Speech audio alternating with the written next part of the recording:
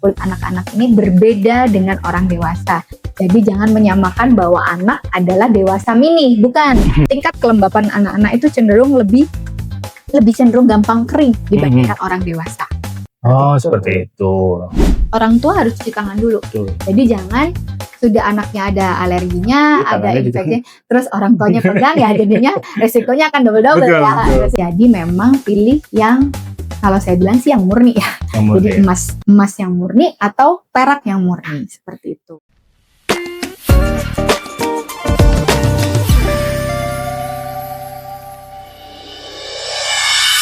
Little Talks by Little Things She Care. Hai moms, welcome back to Little Talks with me Mulki. Little Talks merupakan podcast persembahan dari Little Things She Care, di mana kita akan ngobrolin banyak seputar dunia ibu dan anak dengan para narasumber ahli. Hari ini kita akan ngobrolin seputar kesehatan kulit anak dan penggunaan anting bersama dengan Dr. Fiska Rosita, SPDVE. Beliau merupakan ahli kesehatan kulit, dermatologi dan venerologi dan estetika dari Bandung Skin Center dan aktif juga di Halodoc ya, Iya. dokter ya. Sedikit ini kemarin juga kita dapat dari Halodoc. Baik. Nah, apa kabar dokter? Hai, selamat Sehat? siang ya. Siang.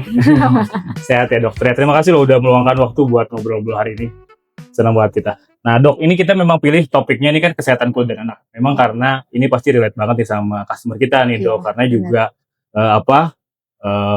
di fase ini tuh mungkin banyak yang ibu-ibu yang masih wondering gitu atau bingung, aman gak sih sebenarnya pakai anting buat anak. Terus juga kita juga sering bilang bahwa kulit anak dan bayi itu memang lebih sensitif. Tapi sebenarnya kenapa sebenarnya dok kulit bayi lebih sensitif dibanding dengan kulit dewasa? Apa yang membuat kulit bayi itu lebih sensitif sebetulnya? Sebenarnya dari kita lihat kondisi anak ya. Pertama, kenapa kulit anak itu lebih sensitif? Biasanya karena memang sistem imunnya sedang berjalan untuk terbentuk. Jadi pasti area kulit di seluruh tubuhnya akan lebih sensitif. Kemudian untuk lapisan kulitnya, kalau orang bilang memang kulit anak itu lebih tipis. Makanya harus lebih hati-hati dibandingkan dengan kita orang dewasa. Stratum corneum atau lapisan teratas itu memang pada anak-anak atau pada bayi itu juga cenderung lebih tipis dibandingkan orang dewasa. Kemudian juga karena tipisnya tadi dan sistem imunnya yang masih belum terbentuk dengan sempurna, itu juga menyebabkan anak itu lebih cenderung gampang masuk alergen. Kalau orang tuanya dengan bakat alergi juga dia akan lebih sensitif kulitnya. Dan resiko untuk terjadinya infeksi juga lebih besar. Makanya memang pada kulit anak-anak cenderung lebih sensitif dibandingkan dewasa. Satu lagi, pelembab alami pada anak-anak itu baru mulai terbentuk. Jadi memang tingkat kelembapan anak-anak itu cenderung lebih cenderung gampang kering dibandingkan orang dewasa. Seperti itu.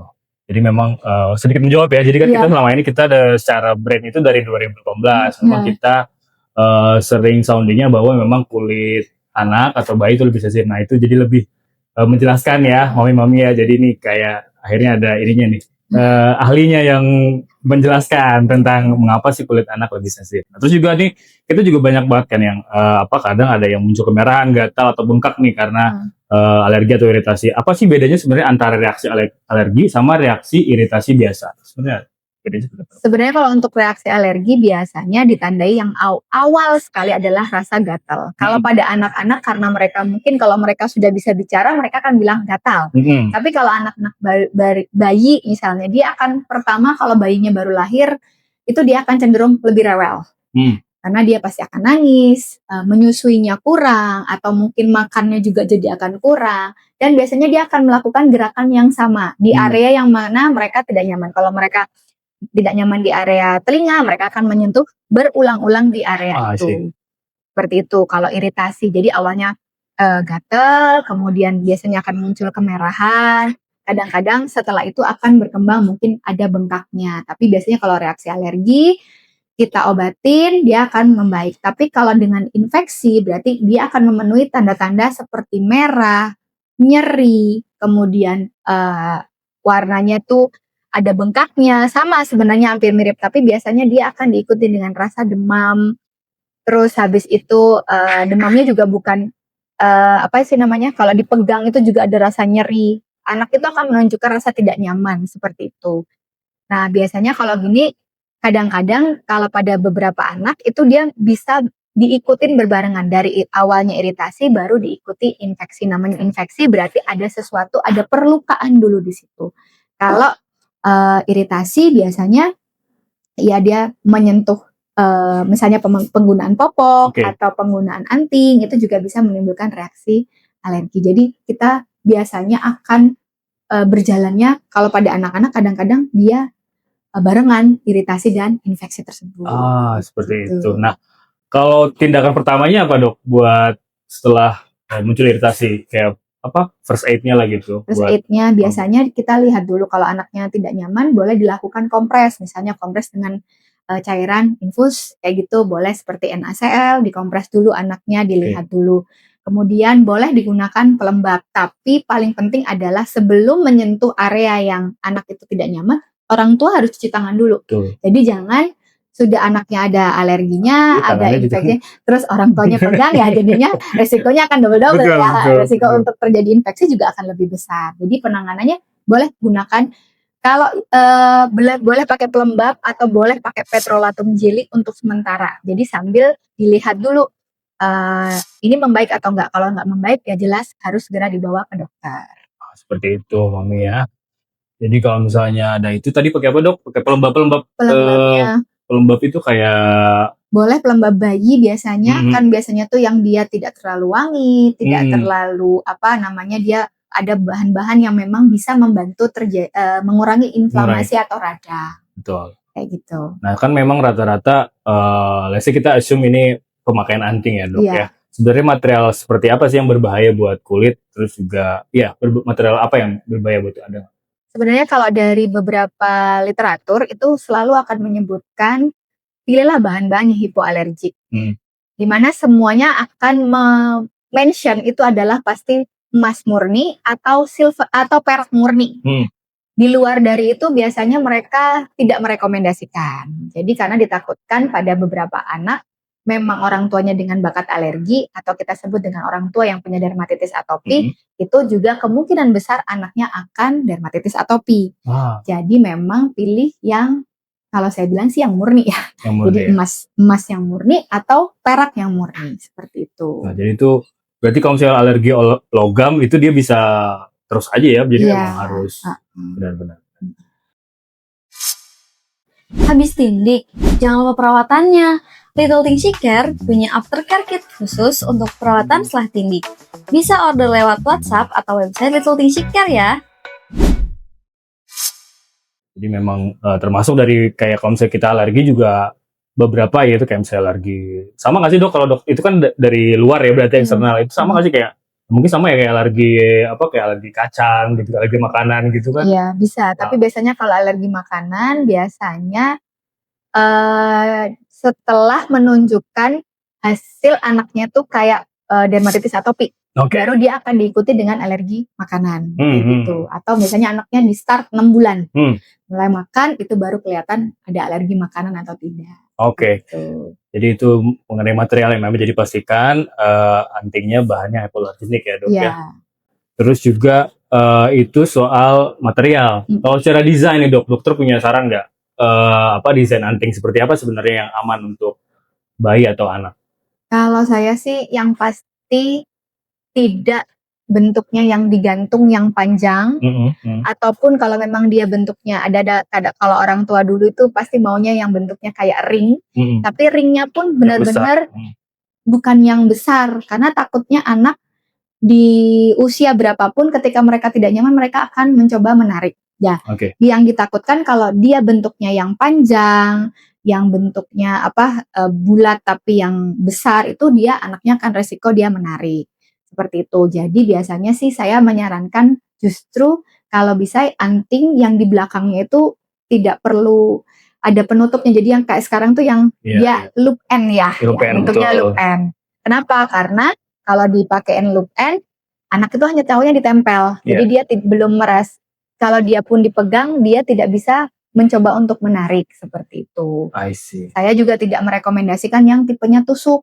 Kalau tusuk Kalau dia anaknya sudah agak besar sih mungkin enak, tapi kalau masih bayi-bayi sih saya tidak merekomendasikan untuk yang ditusuk ataupun yang di belakangnya istilahnya tuh butterfly Iya, iya.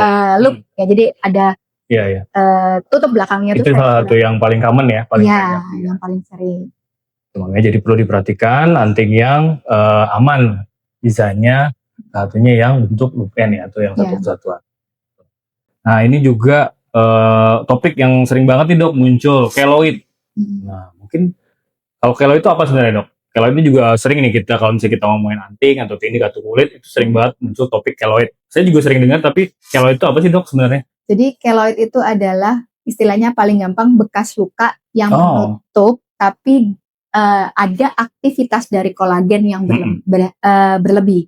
Jadi kan kalau kita ada luka, itu memang ada aktivitas kolagen yang mencoba untuk menutup luka itu. Tapi ketika aktivitas dari kolagennya itu berlebih, makanya timbulnya keloid. Cuma memang kadang-kadang kalau keloid itu pasti dia akan melebihi dari bekas luka. Dari misalnya kalau lukanya bulat, dia lebih besar dari bekas luka. Tapi ada juga yang namanya scar hipertrofik. Kalau scar hipertrofik, lukanya bulat, dia akan meninggi tepinya. Kayak begitu, jadi tidak melebihi dari batas luka. Nah, kalau pada anak-anak sebenarnya memang kenapa rekomendasinya adalah sebelum mereka pubertas, itu karena sebenarnya mencegah untuk keloid. Jadi memang pada beberapa literatur itu menyebutkan bahwa kalau memang menggunakan anting itu disarankan dia sebelum masuk ke pubertas, karena ada yang menyebutkan setelah di atas usia 11 tahun resiko untuk terjadinya keloid pada penggunaan anting itu juga besar. Kayak gitu. Jadi sebenarnya kalau keloid itu siapa yang paling beresiko dok untuk bisa keloid itu? Satu, orang tua yang memang punya bakat keloid. Jadi anak-anak yang dengan orang tua punya bakat keloid, dia juga punya resiko untuk terjadinya keloid. Tapi biasanya dilihat lagi usianya. Kalau yang disebutkan tadi pasti dia bilang di atas usia 11 tahun seorang anak itu tetap punya resiko untuk terjadi keloid gitu. Jadi dia akan memasuki masa pubertas. Setelah memasuki itu untuk penggunaan anting itu tetap dia punya resiko untuk terjadi keloid. Ngaruh nggak ininya dok, jenis antingnya terhadap munculnya keloid ini, atau karena faktor bawaan kulit aja? Bukan antingnya, tapi saat proses pengerjaan namanya ear piercing ya, piercing itu yang justru menimbulkan resiko untuk terjadinya keloid. Jadi bukan antingnya, kayak gitu. Jadi makanya tadi sebelum ini kita udah bahas ya, penting untuk melakukan tindik atau apa di tenaga ahli ya dok ya, tenaga kesehatan kalau bisa, terutama untuk bayi dan anak ya. Makanya jadi pastikan mami di tempat yang aman ya, di tempat yang ada tenaga ahlinya. Terus kalau misalnya kalau itu bisa dicegah nggak sebenarnya? Tidak ada yang bisa mencegah ya. Tidak bisa mencegah. Sebenarnya kayak bekas luka ya. Iya, bekas luka, cuma terjadi aktivitas yang berlebih dari si kolagen. Kalau anak udah muncul tanda keloid, apa yang harus dilakukan? Ada nggak penindakannya atau? Tetap dibawa ke dokter ya. Tetap dibawa ke dokter, dilihat. Nah, cara membedakannya keloid, infeksi sama iritasi.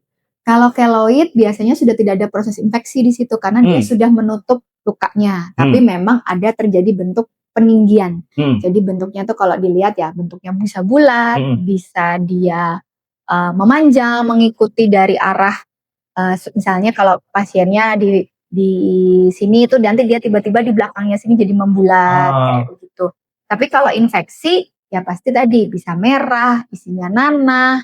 Terus habis itu dia ada demamnya, disentuh nyeri, kayak gitu juga. Awalnya mungkin juga gatal. Jadi start awalnya pasti pas saat proses pembentukan luka di situ, dia kalau iritasi berarti ada yang dimasukkan. Jadi misalnya antingnya ternyata bikin alergi, itu juga bisa jadi awalnya gatal, merah seperti itu. Kadang-kadang bisa muncul bengkak, tapi biasanya dia akan membaik.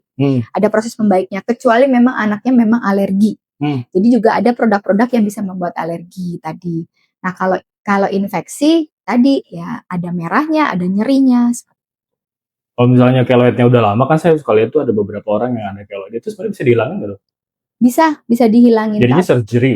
Ya surgery biasanya kalau di ear loop keloid itu yang lagi tren banget kan ear loop itu. Ada trennya. Iya ada kan ya. Jadi Tapi justru yang saya temukan jarang terjadi pada anak-anak. Oh, udah Terjadinya lebih dewasa. memang usianya dewasa. Biasanya harus kebanyakan itu mungkin mereka nindiknya lebih dari satu gitu, atau mereka piercing.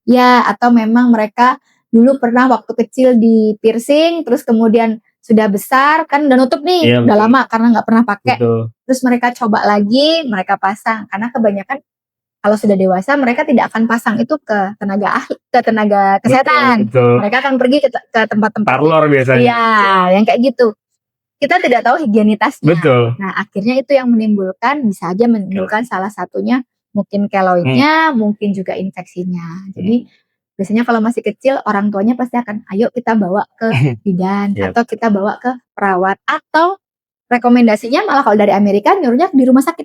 Oh iya ya. Ya, disuruhnya di rumah sakit karena membutuhkan tempat yang steril, yang bersih gitu. Kalau di Amerika biasanya kayaknya mereka beli di luar terus dibawa ke rumah sakit. Iya, dibawa ke rumah sakit. Mami, kini perawatan ibu dan bayi jadi lebih mudah. Little Things She Care menghadirkan layanan tindik, pijat bayi, dan pijat laktasi, aman, nyaman, dan praktis karena semuanya bisa dilakukan home care di rumah. Yuk booking sekarang lewat WA dan website Little Things She Care. Nah, ini juga masih ngomongin soal infeksi nih, Dok. Infeksi kan biasanya umum lah ya terjadi. Kapan infeksi ini bisa ditangani di rumah dan kapan harus ke dokter? Yang pasti kalau di rumah, kalau misalnya setelah ditindik misalnya, berarti kan pasti biasanya kalau yang saya tahu bidan ataupun perawat yang melakukan, mereka akan mengedukasi tidak perlu pakai salep-salep atau ditutup. Biasanya mereka akan bilang nanti dikompres ya dengan NaCl, dikompres, dibersihkan, atau dengan cotton bud yang bersih, boleh dibersihkan di area sekitarnya. Dibersihkannya berapa kali? Dianjurkan 2-3 kali sehari. Seperti itu. Terus dibiarkannya itu kurang lebih adalah 4 minggu sampai 6 minggu. Jadi jangan, ini mau ganti model, baru anaknya mungkin baru 3 bulan pakai anting, terus ada yang model yang lucu pengen ganti, tidak bisa. Jadi untuk anak-anak saya rekomendasinya adalah sekitar 4 bulan itu harus dengan anting yang sama, bahkan ada yang bilang 6 bulan, jadi dibiarin aja 6 bulan. Kalau rekomendasi saya sekitar 8 bulan paling aman. 8 bulan baru boleh ganti model atau dilepaskan. Gitu. Kecuali memang ada tanda infeksi atau alergi, kita lihat baru dianjurkan untuk dilepas. Tapi kalau tidak ada, dibiarkan dulu benar-benar sekitar 4-6 bulan. 4-6 bulan, kalau dari dokter Fiskar 8 bulan. 8 bulan rekomendasi saya. Terus ini juga kita sering nih dapetin kasus nih antingnya belakang telinga anak sering basah atau bengkak. Apa penyebabnya dan apa solusinya? Kalau dia bengkak tuh biasanya kan karena tadi alergi juga bisa terjadi. Terus mungkin anaknya juga ini sih, makanya kenapa tidak boleh pakai yang ditutup dari belakang, karena kadang-kadang kita nggak tahu ini tergencat atau tidak. Nah, ketika dia tergencat, respon tubuh pasti akan, ini kan benda asing, jadi dia akan mencoba untuk mengeluarkan sistem imunnya akan bekerja sehingga basah. Makanya rekomendasinya adalah yang loop end, supaya apa? Anak tidak telinga belakang ini tergencat, karena yang banyak kejadian adalah bentuk-bentuk yang kayak ada butterfly-nya, yang belakangnya itu ada penutup belakangnya, itu yang justru membuat kulit anak lebih sensitif, jadi lebih kayak alergi jadinya gitu. Pun misalnya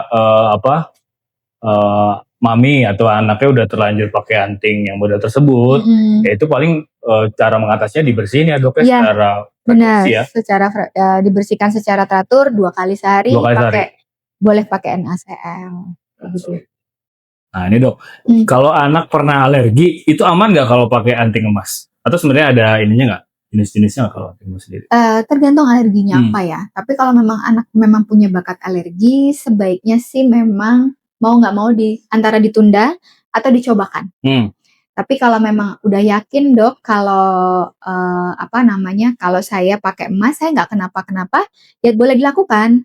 Tapi tetap kembali adalah kalau memang anaknya alerginya adalah makanan, sebaiknya memang diperhatikan benar ketika menggunakan emas kayak gitu tuh dilihat. Mungkin startnya dari mana menggunakan gelang atau kalung. dulu. Tapi juga tetap pada anak-anak yang masih kecil banget usianya saya tidak rekomendasi.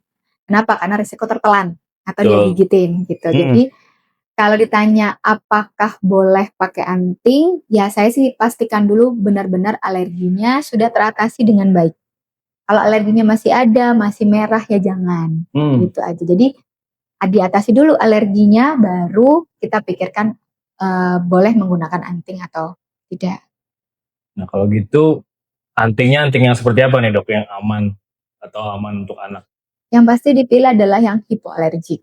Ya. Saya tetap akan merekomendasikan bahwa emas atau silver atau mungkin yang sering dipakai adalah yang bahan-bahan stainless steel. Tapi tetap ada risiko untuk terjadi iritasi. Jadi ketika menggunakan anting, diperhatikan terutama 1 kali 24 jam itu dilihat dulu anaknya merah atau enggak, gatal atau tidak, itu tetap harus diperhatikan seperti itu.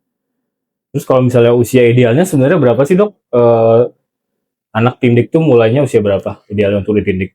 Kalau idealnya itu dari American Associated Pediatric, mereka selalu akan merekomendasikan ketika anak sudah bisa tahu bahwa ini adalah anting. Karena resiko di luar memang banyak anak-anak yang memakan antingnya, tertelan si antingnya itu. Tapi memang karena kita hidup di Indonesia dengan negara dengan ketimuran bahwa itu sebagai sebuah budaya ya. Jadi dianjurkan, kalau saya menganjurkan adalah di atas usia 2 bulan. Atau paling aman setelah anak menerima vaksin DPT yang untuk mencegah terjadinya tetanus. Setelah itu silahkan dilakukan. Tuh. Jadi pastikan kalau dari rekomendasi dokter Fiska ya, udah di vaksin ya, vaksin DPT. Dok, kesalahan paling umum orang tua soal anting anak yang dokter sering temuan di klinik gitu. Atau mungkin dokter pernah nemuin nggak yang sampai ketelan gitu? Kalau ketelan sih belum ada ya, sampai hari ini sih belum ada. Tapi yang sering saya temukan adalah mereka memasang antingnya tadi tidak yang loop end. Jadi mereka kalau nggak begitu mereka pakai yang kalau dulu itu yang pakai penutupnya tuh yang warna hitam, yang kayak dari karet. Nah justru sebenarnya mungkin saja bukan emasnya yang jadi masalah, bukan antingnya, tapi penutup di belakangnya, gitu. Terus karena kan anting itu kan ada beberapa tipe ya. Kalau setahu saya ada yang bentuknya dia tusuk gitu. Nah kadang-kadang mereka memilih untuk cantik, anaknya bayinya biar difoto bagus. Mereka tidak memikirkan soal bentuk dari belakang anting tadi. Yang dipilih adalah yang tipenya tusuk, akhirnya iritasi juga. Karena kan tidurnya nggak tahu ya, modelnya anak-anak kan kalau tidur itu juga kita nggak tahu, apalagi masih kecil, tidur kadangnya tengkurap atau seperti apa. Nah akhirnya justru melukai area di belakang telinga kayak gitu. Jadi penting banget lihat sisi belakang dari anting. Jadi bukan lihat hanya modelnya aja. Ya, itu kayaknya common case ya, nggak cuma soal antingnya semua ya. Jadi estetik first ya, estetik aja dulu. Kalau keamanan kenyamanannya belakangan ya. Nah ini terakhir nih dok, satu pesan nih dari dokter untuk para moms soal apa nih yang lagi rame atau dokter concern soal kesehatan kulit anak mungkin. Ya yang pasti jangan hanya mengandalkan estetik ya. Jadi kalau pilihlah anting juga yang hipoalergik, jangan hanya sekedar lucu atau cantik saat difoto, tidak. Terus ya pilih juga orang yang melakukan tindakan tindik itu harus benar-benar orang yang dari tenaga kesehatan, karena pasti higienitasnya akan terjaga. Sama tadi, karena kulit anak-anak sensitif, ya tolong diperhatikan juga bahwa kulit anak-anak ini berbeda dengan orang dewasa. Jadi jangan menyamakan bahwa anak adalah dewasa mini, bukan.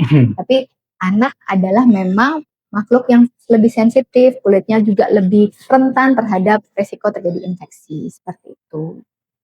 Dan penting banget buat anak-anak itu adalah yang kita harus gunakan adalah pelembab, bukan bentuknya yang oil, apalagi yang istilahnya untuk menghangatkan. Jadi perhatikan benar-benar produk yang dipakai harus yang sedikit fragrance-nya atau wewangiannya, dan juga dilihat jangan hanya sekedar kita pengen menghangatkan, terus yang akan terjadi kulitnya anak lebih iritasi atau jadi bahkan bisa terjadi luka bakar. Jadi perhatikan benar-benar produknya. ya. Sama juga dengan obrolan kita sebelumnya juga penting untuk memperhatikan produk ya. Iya. Produk yang sesuai, yang cocok-cocokan lah ya. Kalau Iya. misalnya untuk bayi dan anak, dewasa juga kayak gitu kan, apalagi Iya. untuk anak. Iya. Jadi menggunakan pelembab ya. Mungkin Pelembab. memang kalau budaya kita biasanya pakai oil, ini boleh-boleh shifting nih ke pelembab. Iya, ke pelembab. Betul, begitu ya.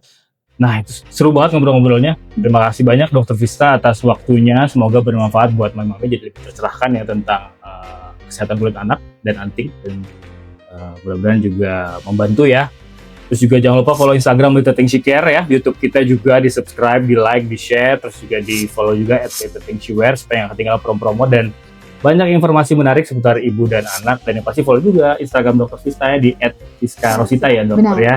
Thanks for watching. Makasih sekali lagi Dokter Vista. Terima kasih Sehat juga. selalu, sukses selalu buat Iya. keluarga, buat Sukses juga untuk Little. Little Things She Care, care that feels like home. Bye mami.